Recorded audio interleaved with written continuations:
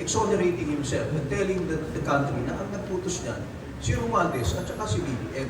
He must be brought here, not for the purpose of listening to what he has to say. Kasi polluted na yan eh. But for the purpose of him answering to accountability. To be able to suffer the penalties for the plunder that he has done. Siya ang chairman ng Appropriations Committee. Participation of Saldico. So Saldico must face the country now. Total, delikado naman ang buhay niya, sabihin na lang niya yung totoo. Sabihin niya lahat ang totoo. Huwag niyang dagdagan, huwag niyang bawasan, sabihin niya lahat ang totoo. Ito nga ang nagtataka ko, ano? Bakit pagka makakasira kay BBM, binablock? Bakit pag kay Sara Duterte, hindi binablock? All versions should be given prominence. Para yan yung kung napanood yung pelikulang Rashomon. Maraming versions ng truth eh.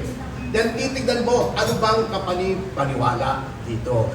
Kung si Ping ay iimbitahin niya si Saldico, iimbitahin niya rin yung 18 Marines kasi kino-corroborate doon yung version ni Saldico. Gamitin din niya ang powers ng Senado para hanapin si Guteza. Mag-imbita rin siya ng mga kontra, yung mga nagsasabing sinungaling si Saldico at sinungaling yung 18 Marines. Diyan lang po natin malalaman kung ano talaga ang totoo. I-cross-examine nyo, i-background check nyo, but all should be invited. And that is the reason why Ping cannot get the signatures necessary for a partial report. Una-una, the concept of a partial report is ridiculous. Paano kung partial report na dumating na development, parang yan, si Saldico dumating. Bakit gusto mong ipalabas yung partial report? Eh baka maiba pa conclusion noon with intervening circumstances. Yan ang kalokohan ni Ping eh. Tapos isusisisihin niya yung mga kapwa niya senador. Ayaw daw pumirma. Wala pong obligasyon under the Constitution pumirma ng kahit anong report ang senador. Whether they sign or not is subject to their own individual discretion. Siya exonerating himself and telling the country na ang nagputos niyan, si Romualdez at saka si BBM. Di ba? Yun ang sinasabi niya.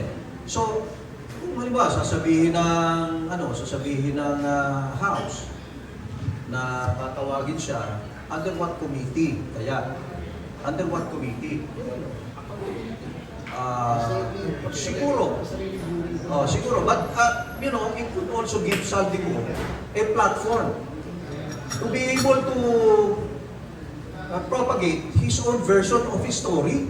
Di ba? Na, wala kasalanan dito. Inutusan lang ako ni Romualdez. At saka, syempre, to add more leverage to his bargaining position, isasakutan niya si BBM. Sasabihin niya, kasama yung presidente dito. Get the person on top. Diba? Kaya medyo, you have to be also a little bit worried about Saldico. I am personally happy that Saldico is finally caught. Kasi he must be brought here, not for the purpose of listening to what he has to say. Kasi polluted na yan eh. But for the purpose of him answering to accountability. To be able to suffer the penalties for the plunder that he has done. Siya ang chairman ng Appropriations Committee. Hindi mangyayari lahat yung mga nakawan na ginawa nila sa flood control projects without the indispensable participation of Saldico. So Saldico must face the country now. And if he has any conscience left in him, total, delikado naman ang buhay niya, sabihin na lang niya yung totoo. Sabihin niya lahat ang totoo. Huwag niyang dagdagan, huwag niyang bawasan, sabihin niya lahat ang totoo. I hope he will do that. Attorney Ferdy, please. Well, that is what I have been saying, kaninang double standard. The motives that JV, by the way, before I begin, if JV says he hates to agree with me, I always love it when JV agrees with me.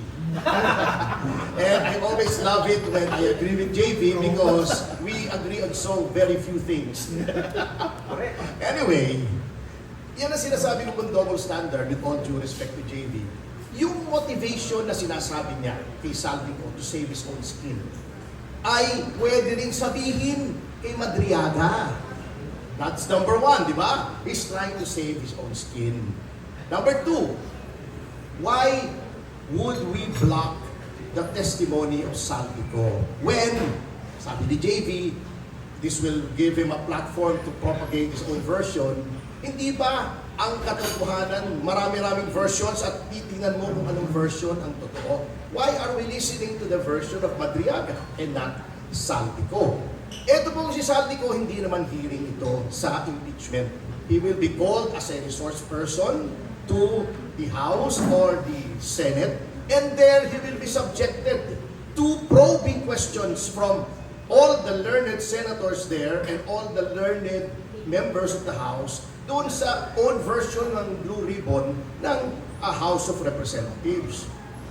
Alam niyo po, ito nga ang nagtataka ko, bakit pagka makakasira kay BBM, binablock? Bakit pag kay Sara Duterte, hindi binablock? All versions should be given prominence. Para yan yung kung napanood yung pelikulang Rashomon. Maraming versions ng truth eh. Then titignan mo, ano bang kapani-paniwala dito?